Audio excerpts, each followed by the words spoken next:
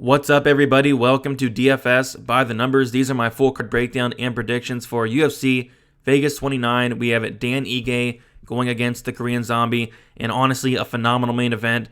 And, on paper, it's kind of a lackluster card, but I feel like it could be one of those cards where everybody thinks it's going to suck, and then it ends up delivering. So, yeah, it's an interesting card because we have not seen a lot of these fighters fight in like 2 years. Some of these fighters we have not seen fight in like 3 years. Lots of long layoffs, and it should be interesting to break down, and can't wait to get into it. But yeah, it's another card. It's another card to make some money. Not the best betting card in the world, but I do already have 3 bets so far. Going to be kind of a light week for me because this card is not a card you do want to go all in on. But there are some decent spots that I do like.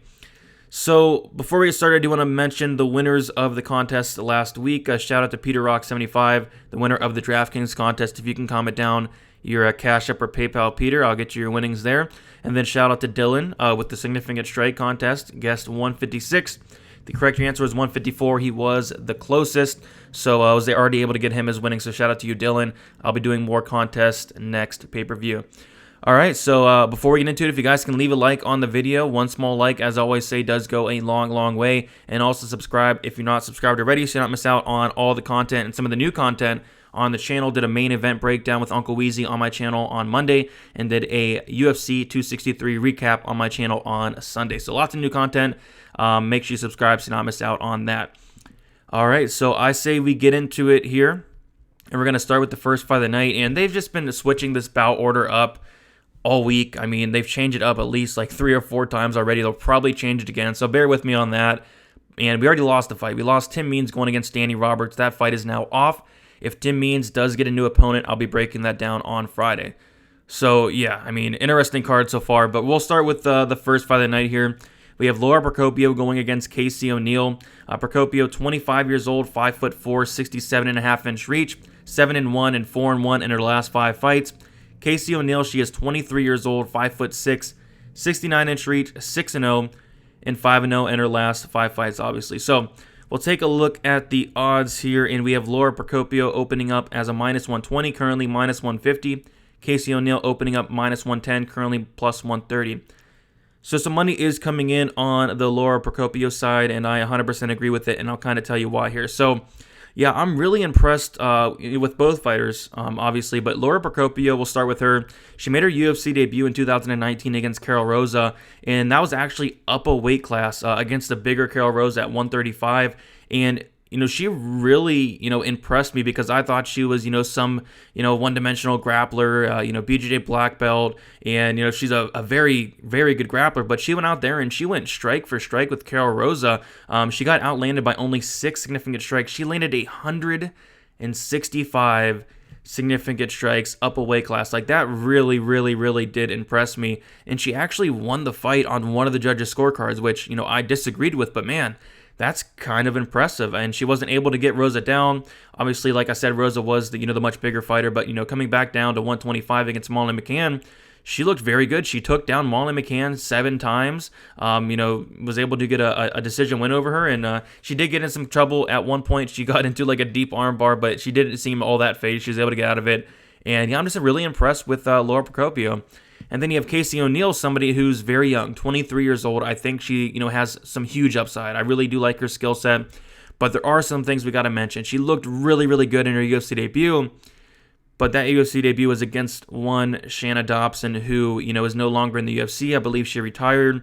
And prior to coming into that fight, Shanna Dobson came into that fight against Neal with a 0% takedown defense, and that is not a made-up number. She literally had a 0% takedown defense. That means every time somebody tried to take down Shanna Dobson, they were successful in doing so. And actually, after that fight, Shanna Dobson's takedown defense improved. I mean, she stuffed, I think, like 2 takedowns out of like 6. I think Casey O'Neill got her down 4 times.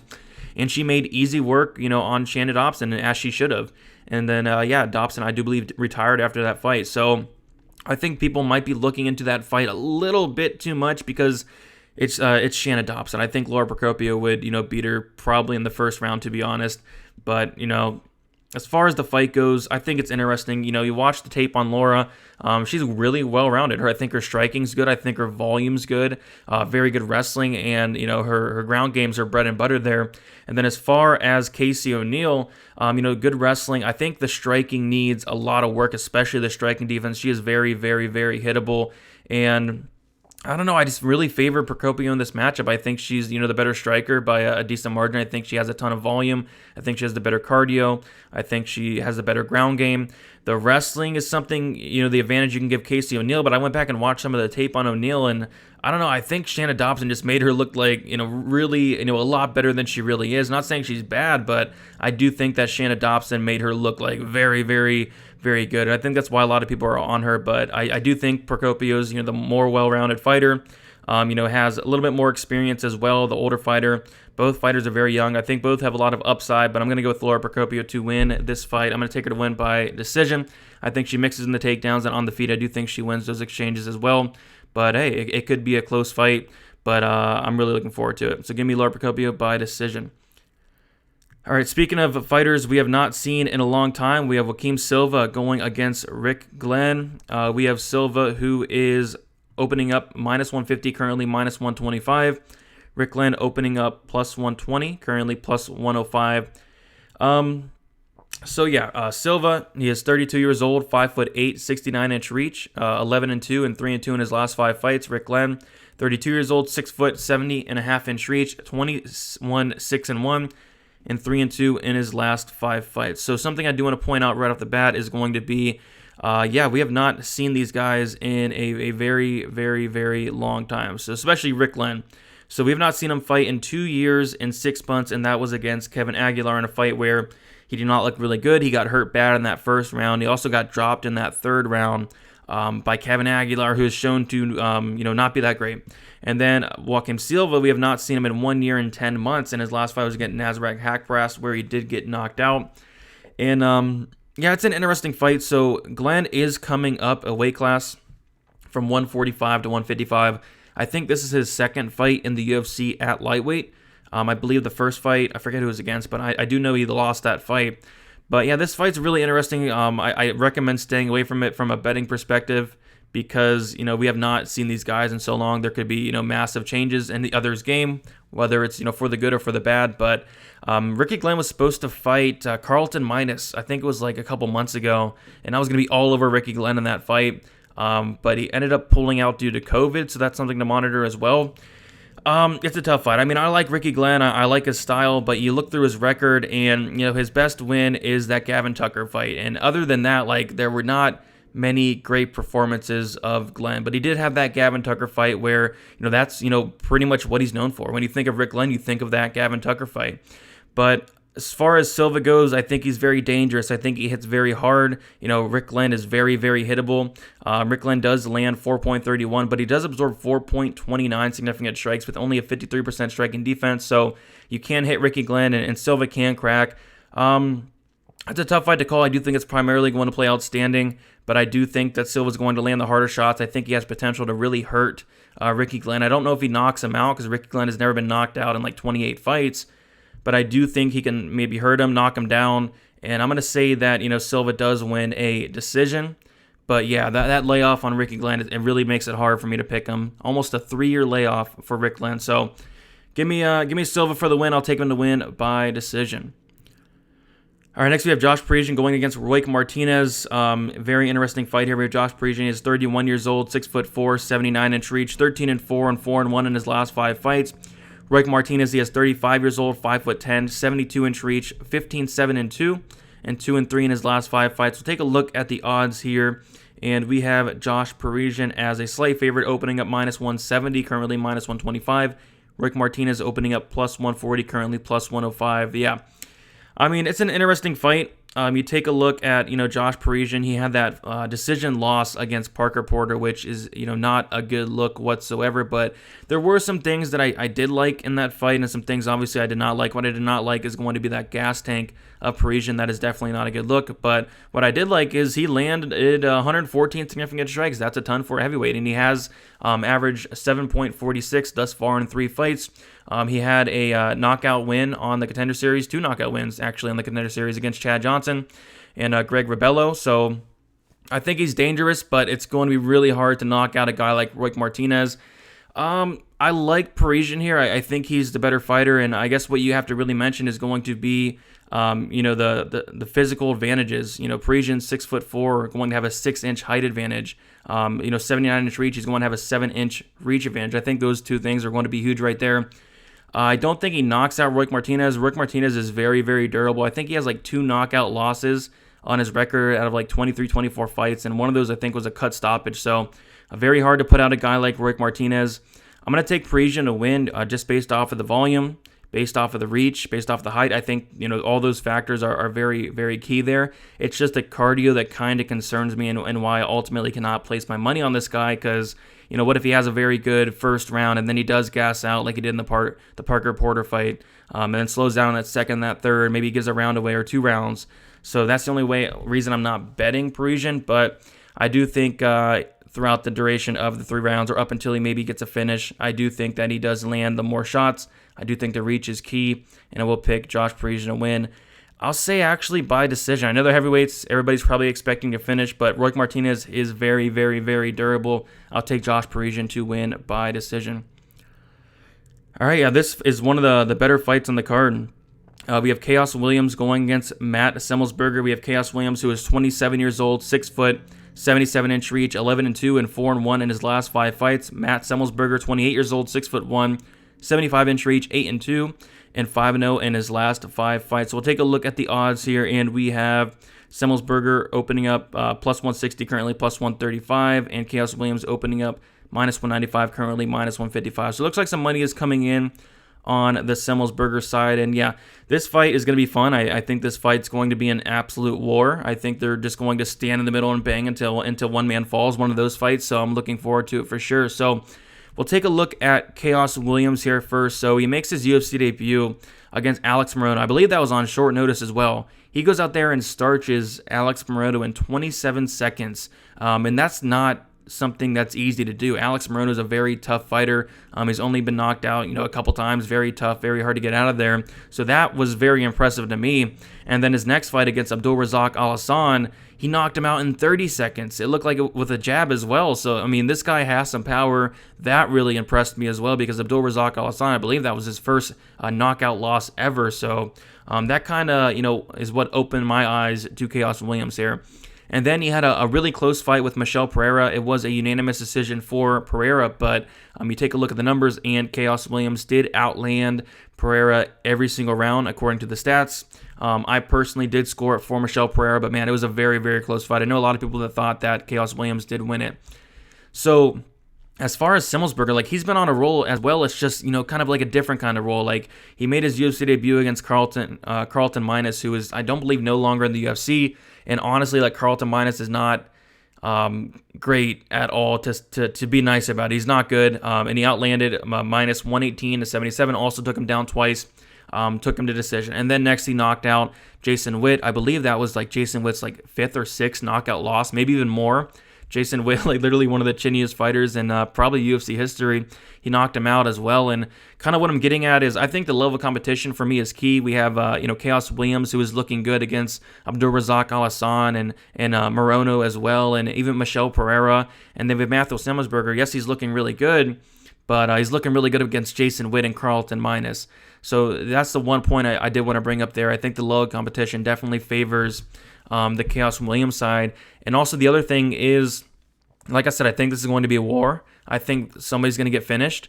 And Matthew Semelsberger has never lost by decision. He has 2 losses, both of them coming by finish, 1 by knockout and 1 by submission as well. And then you have Chaos Williams, who has never been finished. So I think they're both, like I said, going to stand in the middle and bang. I think it's going to be a war. I think someone's going to sleep, but I'm actually going to take who I think is probably the more durable guy, the guy that has impressed me more, and that's going to be Chaos Williams. I mean, he's looking good against Michel Pereira, losing a close decision to him. That's more impressive to me than going out there and knocking out Witt, going out there and taking a minus to a decision. And by the way, Matthew Semelsberger, his KO loss was to an 0-0 guy. So that's something to monitor there. And then also bringing up the amateur a little bit. But yeah, William Knight knocked him out in amateurs 2017. So he does have a couple knockout losses, another submission loss as an amateur as well. But yeah, even I think as an amateur, Chaos Williams had never been finished as well. So I can double check that. But yeah, Chaos Williams, I do think is going to be the more durable guy. Getting knocked out by an 0-0 fighter just in 2018, that is not a good look. So yeah, Chaos Williams had never been knocked out or finished as an amateur as well. So good news. All right, give me Chaos Williams. I'm going to take him to win. I'm going to say first round knockout for Chaos Williams there. Should be a really fun fight. One of the best fights on the card. All right, Jandarova going against, let me pull up my notes here, Kanako Morata. We have Jandarova, 33 years old, 5'3", 64-inch reach, 16-2 and 3-2 in her last 5 fights. Kanako Morata, 27 years old, 5'1", 62-inch reach, 12-1 and 5-0 in her last 5 fights. So we'll take a look at the odds here, and we have Jandarova opening up minus 165, currently minus 135. Morata opening up plus 135, currently plus 115. So some money's actually coming in on the Morata side. So we'll kind of break it down this way. So Morata made her UFC debut against Randa Marcos, and she looked really good. But remind you, that is against Randa Marcos, who I believe is like 10-11. I think she's like 10-11 and like a couple draws on her record as well. So, one of the worst records you'll see in the UFC. But still, I mean, it was a good performance. She looked good. I was on her in that fight. I did not bet her because I was kind of worried about a possible, Randa Marcos armbar from guard situation. And, which brings me to this point to where, you go back and watch the tape on Morata, and there's plenty of fights where, she's putting herself into bad spots. It was the fight when the last fight before she got into the UFC, I forget, it was against Emily Ducoit, something like that. She put herself in a ton of bad spots. I remember tallying him up. It was 8 different times where she was about to get, armbarred. And there are some deep submissions that, she was able to get out of, which is something you'd like to see. It's just, I thought to myself, man, if she puts herself in these same bad spots, Jandarova is going to submit her. Jandarova is an absolute wizard on the mat. I went back and watched the career of Jandarova, and I was extremely impressed. She is good. She is very, very good on the mat. No fighters out there, pull guard on Mackenzie Dern, as Jandarova did in that 3rd round. And, speaking of that, Jandarova's losses, you take a look at it. Mackenzie Dern in what was a pretty close fight, a fight that, it was, primarily striking for the most part. And then her loss against Carla Esparza, which was a very close fight as well. I thought she made a very good account for herself. Morata, she does have one loss as well, and that loss is by submission, which is something to definitely monitor because, Jandarova, like I said, she is very good on the mat, a legit BJJ black belt. 13 submission wins for Jandarova out of 16 total wins. So, that's impressive to me, and it's just an interesting matchup because we have a wrestler versus a grappler. Both fighters, are not great strikers, to say the least. But, Morata is going to want to get this down to the mat, and that's kind of where Jandarova is questionable. And I think Uncle Weezy brought this up on our Sunday show on Pub Sports. He was talking about, the Bartos-Fabinski fight against Andre Muniz. Bartos is going to want to get this down to the mat, but where is Muniz most comfortable at? On the mat. And then we saw Muniz submit Bartos in that 1st round. I think Jandarova is very, very, very, very, very live for a submission here. But with that said, if she does not get that submission, I think it's going to be hard for her to win the fight off her back. But with that also said, I do think she gets that submission. So I'll take Jandarova to win by submission. I think she's going to have, 15 minutes to find that sub. I think she's going to have plenty of opportunities. Morata, I think she's solid. I think she has a lot of upside. But, stylistically, Jandarova is going to be very live for a sub. And I do think she does lock that up and get the win there. So give me Jandarova for the win. Look at her. Just look at her. Look at her. I think she gets the win there. Give me Jandarova by submission. All right.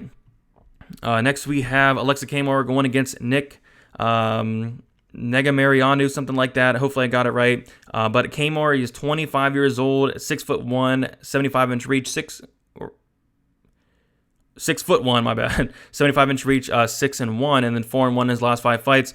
We'll call him Nikolai. Nick, 26 years old, 6 foot, 73.5-inch reach, 9-1, and 4-1 in his last 5 fights. So we'll take a look at the odds here, and yeah, Kamer is the biggest favorite on the card, opening at minus 275 and currently minus 245.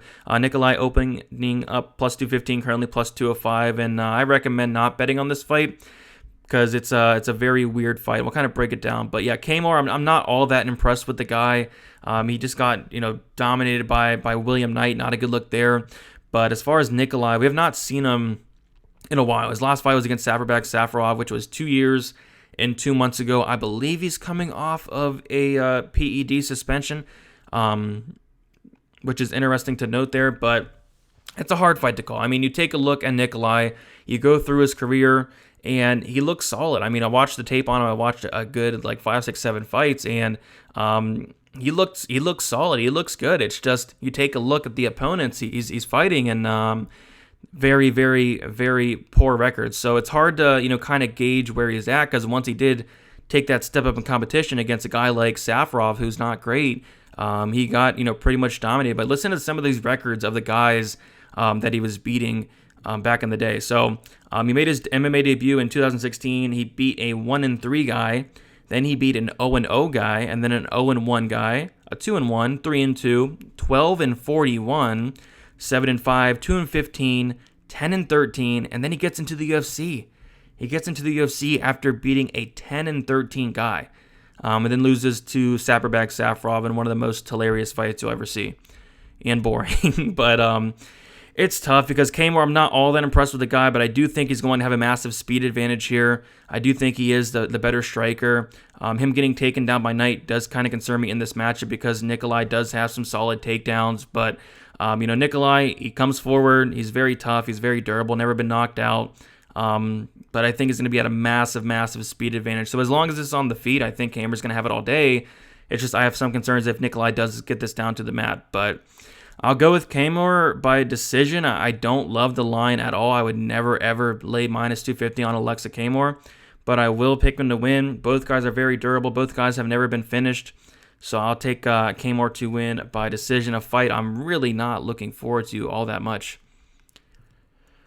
All right, Diego Lima going against Matt Brown. So, like I said, interesting card, guys. Interesting card. We have Matt Brown, who is 40 years old, 6 foot, 76-inch reach, 22-18, and 2-3 in his last 5 fights. Diego Lima, 31 years old, 6'2", 77-inch reach, 15-8, and 3-2 in his last 5 fights. So we'll take a look at the odds here. Diego Lima opening up minus 175, currently minus 165. Matt Brown opening up plus 145, currently plus 145 as well. And I guess the important things to note is, Matt Brown, he's 40 years old. And it's weird because I could have sworn Matt Brown was talking about retiring in 2018. And here he is still fighting. So I'm curious to see how long he actually goes. But this matchup is weird. I think Diego Lima, probably should win. But I'm not overly impressed with the guy. I kind of did like the leg kicks he was throwing against Belal Muhammad, but still he was outlanded 2-1 in that fight. But still, Belal Muhammad, decent fighter there. We'll take a look at their finish stats, and this is what kind of is eye-opening to me. Matt Brown's been finished 13 times in 18 fights, or 18 losses. So first of all, 18 losses, that's a ton of losses. But yeah, 13 finished losses, 10 by submission, 3 by knockout. Diego Lima has been finished 5 times, 4 by knockout, 1 by sub. And 8 total losses as well. So I think there's a good chance that somebody does get finished in this fight. Matt Brown is, not durable at all, to say the least. And you can say the same thing about Lima. Lima's been knocked out a handful of times. But, I got to go with the younger fighter in Lima. I think he goes to those calf kicks early. And I do think he finishes Matt Brown at some point in the fight. But would I be shocked if Matt Brown knocked out Lima? I mean, not really. But it's just hard to pick Matt Brown at this point in his career. He's, way past his prime. He's on his way out. I would be shocked if he had a couple more fights in him. I mean, the guy's been through a ton of wars, 40 fights on his record, has taken a ton of damage. I'll go with the younger fighter in Lima, but this is a fight you probably do want to stay away from. But it should be fun. I think it's going to be a fun fight. I think it's going to be a war. It's just kind of a hard fight to call, but I will take the younger fighter in Diego Lima to get it done. I'll say by knockout here. All right. Speaking of fun fights, Wellington Turman going against Bruno Silva. Not to confuse you with the flyweight Bruno Silva, we have this Bruno Silva who is making his UFC debut. We have not seen him fight. I want to say it's been like almost 3 years, just about 2 years, 7 months. So he's coming off of, I believe, a PED suspension as well. But I checked his Instagram, and he looks really good. He looks good. He looks ready to go. Wellington Turman, coming off that knockout loss to Andrew Sanchez, which is not a good look, but we'll talk about that. So Bruno Silva, he is 31, 6 foot. We do not know his reach, I don't believe. Does it say? No, we do not. We do not know his reach. Okay, 19-6 and 4-1 in his last 5 fights. Wellington Turman, 24 years old, so still very young, 6 foot. 72-inch reach, 16-4 and 3-2 in his last 5 fights. We'll take a look at the odds here. Silva opening up -160, currently -145. Wellington Turman opening up +130, currently +125. So yeah, interesting fight here. We have a striker versus grappler. Some things I do want to point out. Silva is very, very dangerous. This guy is a finisher. Tons of finishes on his record. He's throws with a ton of power. 84% finish rate for Bruno Silva, and I think that's why we're seeing a lot of love for him, because we just saw Wellington Turman get knocked out in that first round by one Andrew Sanchez, who is not finishing anybody. So I think that's why we're seeing a lot of love for the Bruno Silva side. It's just we have not seen Bruno Silva in a while. 2 years, 7 months, like I mentioned. That's a long time to be off. So that's something to monitor there. And Turman, he's still young. So yes, he did get knocked out. That was his first knockout loss in 20 total fights. So some things I want to point out. Bruno Silva, when he loses, he's losing by submission. I think he has 5 or 6 submission losses. I don't think he's lost by anything other than getting submitted. I remember watching tape on this guy, and he got taken down, and the announcers were like making fun of him, saying like he has no idea what he's doing on the mat, and then he ends up getting submitted. Which is interesting in this matchup, because Wellington Turman, he's a legit black belt. Like, Wellington Turman's grappling, that is his go-to. That's his bread and butter. That is something he's very good at.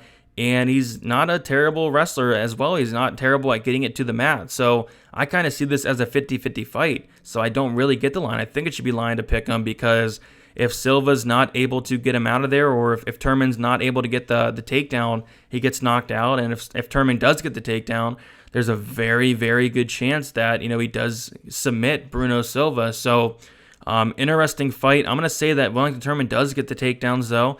I'm going to say that he does get that submission. Would I be shocked if Silva knocked him out in 30 seconds? No, I would not. But I do think that Turman, he's young, 24 years old. I do think he can bounce back, and I do think he does get this down to the mat. And when he does get it down to the mat, he's going to have a significant advantage. And at that point, I do think he locks up the sub. So I'll take Wellington Turman to win by submission. Very, very fun fight. I do think this fight finishes within the first couple rounds. And I can't wait to see it. I can't wait to see Bruno Silva make his UFC debut. But I do think he gets tapped out for like the 7th time in his career. All right. Next we have Sungwoo Choi going against Julian Rosa. Speaking of fun fights, this is another one here. We have Sungwoo Choi. He was 28 years old, 6 foot, 74.5-inch reach, 9-3, 3-2 in his last 5 fights. Julian Rosa, 31 years old, 6'1", 74.5-inch reach, 25-8, and 3-2 in his last 5 fights. So yeah, I taped this fight a couple weeks ago, thinking about placing a bet on Choi. After coming out of the tape and looking through the stats and everything, I decided to pass, but ultimately I will still pick Choi here. I think he's the much better fighter. I think he's the much better striker by a significant margin. You take a look at Julian Rosa, and some of the things I like about him is he's tough. He comes forward. He comes to fight. He gets into these wars. He gets into these brawls, and he's hittable. That's one thing I don't like.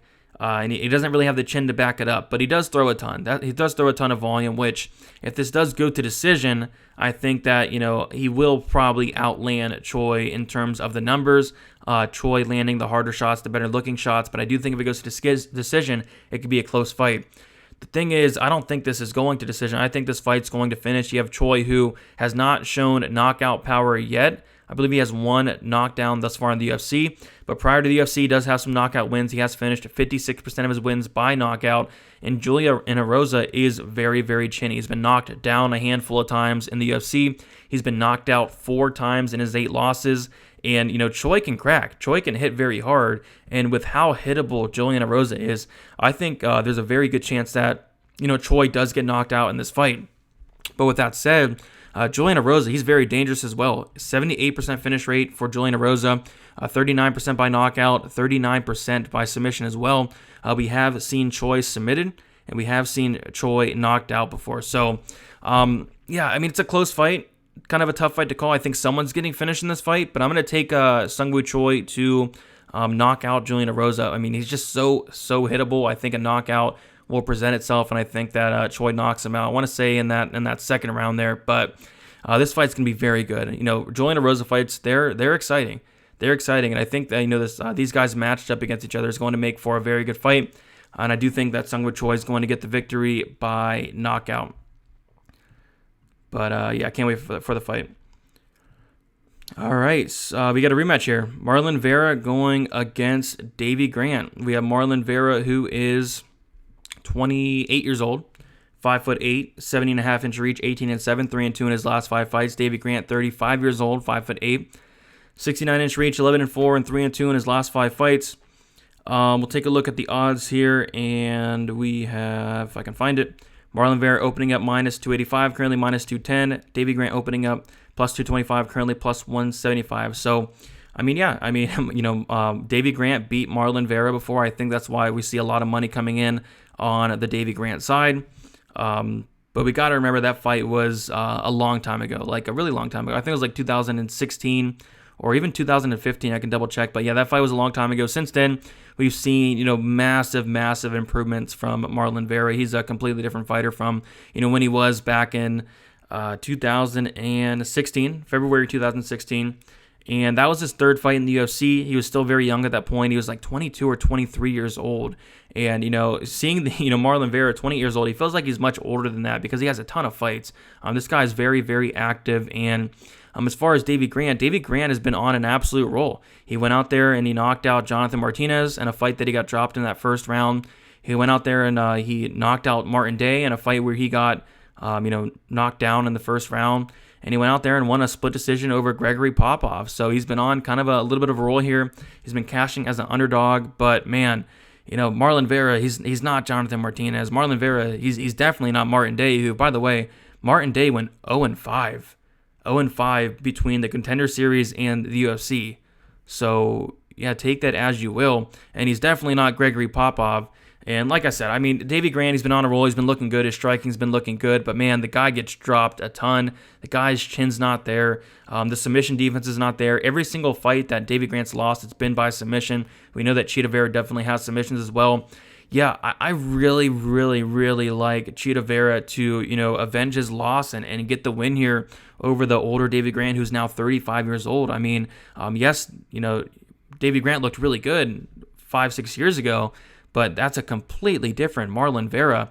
And you take a look at, some of the losses of Marlon Vera and his last loss, Jose Aldo, no shame in that at all.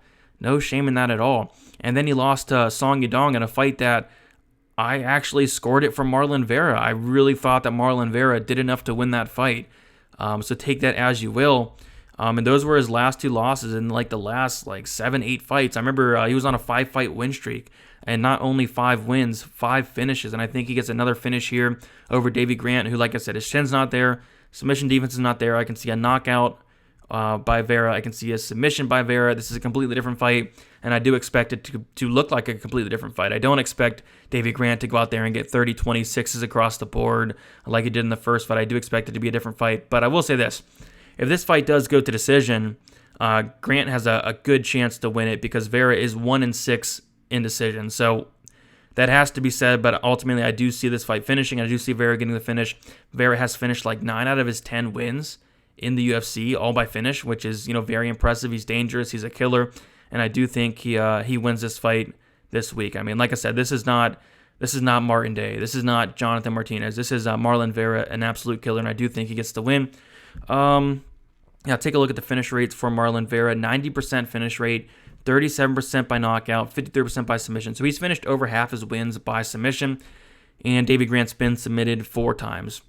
So yeah, give me Marlon Vera. Grant, his only path to victory is probably that decision win. Marlon Vera is impossible to knock out, never been knocked out, probably never will be knocked out. 26 fights, never been finished by submission as well. The dude has a granite chin. I like Marlon Vera quite a bit, and we see the line coming down. I'm really hoping that people go back and look at that fight 10 years ago and place some bets on Davey Grant here, because man, I'd love to get Marlon Vera like minus 190, but even like the minus 210 that he's at right now, that's not terrible. But I'm going to keep wait all week and maybe get a good line. But yeah, I really do like the younger Marlon Vera in this fight to get it done by finish.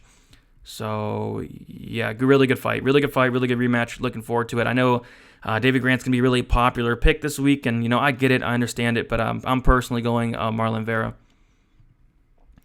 All right, interesting. Co-main event, weird. Alexei Olynyk going against Sergey Spivak, a fight that, don't really know why it's the co-main event, but it is. So we have Alexei Olynyk, who keeps on fighting, 43 years old. I want to say he's like the 3rd oldest fighter on the current UFC roster. I think Marion Renault is older, and then there was one other fighter that was older as well. But yeah, he's very old, 43 years old, about to be 44. He's actually going to be 44 years old, I believe, the night of the fights or the day after the fight. So he's really he's getting up there. He's getting up there, to say the least, and especially in the fight years, as well as he has, my math is not great, 64, 74, 75 fights on his record. That's crazy. He's taken a ton of damage. He's had a great career. Man, when is he going to retire? Is this going to be his retirement fight? I don't know. But Sergey Spivak, he is 26 years old, 6'3", 78-inch reach, 12-2. And 3-2 in his last 5 fights. Olynyk, like I said, 43, 6'2", 80-inch reach, 59, 15-1, and 2-3 in his last 5 fights. So this fight's interesting. This is a fight that I taped a while back. Had plans on potentially playing Sergey Spivak. I just don't feel all that comfortable about laying the minus 230 where he's at now. Open up minus 245, currently minus 225. Olynyk opening up plus 185, currently plus 185. And I guess, kind of what scared me away is you take a look at, who is knocking out Alexei Olynyk. Chris Daukaus, somebody that has a ton of power. Derek Lewis, has a ton of power. Walt Harris, a ton of power. Overeem, nice knee in that fight, had a ton of power. Curtis Blades, a ton of power, And then you take a look at Sergey Spivak. I don't know if he has that same murderous power puncher. He's somebody that, he's the polar bear. He wants to take you down. He wants to ground and pound you. He wants to get that submission. It's just I don't know if he has that power on the feet to really give Olynyk that many problems, at least early. So Olynyk nowadays, in a lot through his career, the dude can't really fight more than 5-6 minutes. I mean, at this point, I'd give him about 4.5 minutes, if that. The guy's gas tank's not that great. So if Spivak has to survive that first round and he wins the fight, but Olynyk is very, very dangerous. If Spivak does choose to take down Olynyk, which Olynyk will definitely welcome that, he could be in some trouble. I mean, you don't want to go down to the ground with Olynyk. I've seen fights where it's just so weird. He gets submissions out of the weirdest positions from anywhere. I mean, so I don't know if Spivak wants to go down to the mat, although Spivak's grappling's not bad himself. It's just, you don't want to go to the mat with Alexei Olynyk. I think he's going to want to keep this on the feet and just outpoint him for the duration of the fight up until it does probably finish, which it probably does. But you got to go Spivak here, I think. I mean, unless you think that Olynyk does get that early sub, I just don't think it's all that likely. I think that, Spivak just plays it smart, keeps it on the feet, and eventually finishes Olynyk, I'm going to say, in that third round. I think he can mix in the takedowns as the later the fight goes when Olynyk does start slowing down. It's just I wouldn't do it early in that first round when Olynyk's fresh. I would wait till the second, third round and then take him down and then get that ground and pound finish. So I'm going to take Sergey Spivak to win. I'm going to say third round TKO. And maybe Alexei Olynyk will retire. I don't know. But I like Alexei Olynyk fights. They're fun. Usually you bet the under in them. I don't know if I'm going to bet the under here, just based off the fact that Sergey is not, some murderous power puncher like Walt Harris, like Chris Daukaus. I think this could get extended, but I do think he wins. All right, time for the main event. Before we get into it, if you guys can leave a like on the video, subscribe if you're not subscribed already. Let's get those likes up. Also, tune into the live stream Friday, 7 o'clock p.m. Eastern Time. Tim Means may or may not be getting a fight. If he does, we'll talk about that. Live stream on Saturday, 1 hour prior to when the prelims start. I'm not sure when they start, but just know I'll be going live 1 hour before them. All right, so next we have the main event. So me and Uncle Weezy did a full deep dive into the main event, went very deep into it, went about 37 minutes. So I'm going to do kind of a condensed breakdown here, but if you guys have not yet, go check that out. So Chan Sung Jung, Korean Zombie, 34 years old, 5'7", 72-inch reach, 16-6 and 3-2 in his last 5 fights. Dan Ige, 29 years old, 5'7", 71-inch reach, 15-3 and 4-1 in his last 5 fights. So basically what it comes down to for me is going to be the level of competition. So we take a look at the Korean Zombie, and I don't know, I don't want to write him off just yet, losing to Brian Ortega, who is about to fight for a title, And, Brian Ortega came into that fight after a little bit of a layoff, and he looked good. He looked very good. Made a lot of improvements with his striking, and I think that kind of maybe caught the Korean Zombie off guard because, man, that was the best we've ever seen, Brian Ortega look. And, you take a look at the Korean Zombie's losses, Brian Ortega, who's fighting for a title, Yair Rodriguez, and, kind of a fluky 1 second left in the fight knockout. I think it was like a spinning back elbow. So take it as you will. And then Jose Aldo back in 2013. Those are his last 3 losses in the last 10 years. And then you take a look at Dan Ige. He knocked out Gavin Tucker. Solid win, especially how he did it. He lost to Calvin Kattar. Split decision against Edson Barbosa in a fight that a lot of people thought that Barbosa won, including me, and I think I had a bet on Dan Ige. And then a split decision win over Mirsad Betic, and then a win over Kevin Aguilar, Danny Henry, Jordan Griffin, like Mike Santiago. Listen to these names. I mean, they're nothing like the Korean Zombie, who's going out there and destroying Frankie Edgar. He hurt Edgar like 50 times in that fight up until finishing him in that first round. Knocking out Renato Moicano in less than a minute. Knocking out Dennis Bermudez. Submitting Dustin Poirier back in 2012. Listen to these fights. So that's big for me. But at the end of the day, Korean Zombie did not look great in that Ortega fight. It left a really bad taste in my mouth, and I think that's why a lot of people are picking Dan Ige here. I think they're writing off the Korean Zombie because maybe he is shot, maybe he is done, maybe he's on his way out. But I kind of made that mistake against Ponzinibbio versus Baeza. Ponzinibbio looked really bad against the Leech. Kind of wrote him off, and he showed that you can still have one bad performance and come back and look good. This is Korean Zombie. He had one bad performance, and there was interviews going around during that fight. Korean Zombie was talking about his heart was not in it. He was not training properly, all that. And then I check his Instagram, and it looks like he moved to Fight Ready. I think that's huge for a couple reasons. For one, Fight Ready's been on an absolute roll. And for 2, it shows me that his heart is still in it. He still wants to fight. That camp change is huge, at least for me. So what it comes down to for me is going to be the level of competition. I think that's number 1. Dan Ige going to a split decision in a fight that he arguably lost with Edson Barbosa, losing to Calvin Kattar. The level of competition is just massive. And Korean Zombie, yes, he looked terrible in his fight. Yes, you do not want to get outstruck by Brian Ortega, 127-62. It's just Brian Ortega is very good. He's fighting for a title. And another reason is maybe his heart wasn't in it in that fight. Maybe he wasn't preparing correctly for that fight as well. Maybe there's some outside factors going to that fight because, I'll be honest, Korean Zombie did not look like the Korean Zombie we all know and love. It looked like a different Korean Zombie. He looked very hesitant in there. And maybe he looks like that in this fight. Maybe he looks like that in the Dan Ige fight. Maybe Dan Ige, starches him. But I do want to give Korean Zombie one more chance. I think he's the much better fighter. And kind of how I was talking about, in my main event breakdown, if this fight was, 1 year ago, 2 years ago, or even before the Brian Ortega fight, I would be hammering the -110 money line here on Korean Zombie. It's just, seeing him look that bad against Ortega, that does give me pause, but I'll give him one more shot. I think he does, beat Dan Ige here. If he shows up anything like he did in the Edgar fight, in the Moicano fight, even in the Rodriguez fight, I do think he beats Ige pretty handily.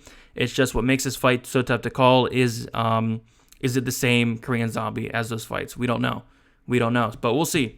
We'll see. I'm not going to bet it unless it gets to like plus money for Chan Sung Jung, which I don't know. I don't expect it to, which is weird because we see a ton of love for Dan Ige out there, but the money line is not moving. So I don't know. I don't know where the line's going to go, but I will take the Korean Zombie. I'm taking a win by decision. Ige is very tough, never been knocked out. I think, Korean Zombie's very, very tough as well. You have to absolutely kill him to get him out of there, but he does have 3 knockout losses officially, but I don't see either guy getting finished here. I think it does go to decision. I think it's going to be a war. I think it's going to be fun no matter who wins, but I'm going to take Korean Zombie to win a decision here. But yeah, so that's about it, guys. If you guys can leave a like on the video, like I mentioned, subscribe as well. New content coming out. The recap, the main event breakdown. If you have not checked that out, go check that out. I think that's about it. If you want early access to the bets and much, much more, the stats, the stat models, all that good stuff, betting breakdown videos, articles, all that good stuff, check out the Patreon, $10 a month or $2.25 per week. Very good value there. Had like a good amount of people sign up last week, so thank you guys for that. Over 300 members now. I do have 3 bets so far, 1 money line and then 2 props, and then probably looking at another prop or 2. But yeah, it's gonna be kind of a light card for me. Next week's looking pretty good for betting, but this week I'd probably recommend not going all in. I mean, these are fights that we've not seen a lot of these fighters in a long time. There could be improvements. There could be the opposite of improvements. So yeah, I'd be careful with this card, but it's going to be a fun card, I think. I think it's one of those underrated cards that's going to deliver, and I think there very well could be like a bunch of finishes as well. So that's about it, guys. As always, thank you so much for your support, and we'll talk to you on Friday on the live stream. See you.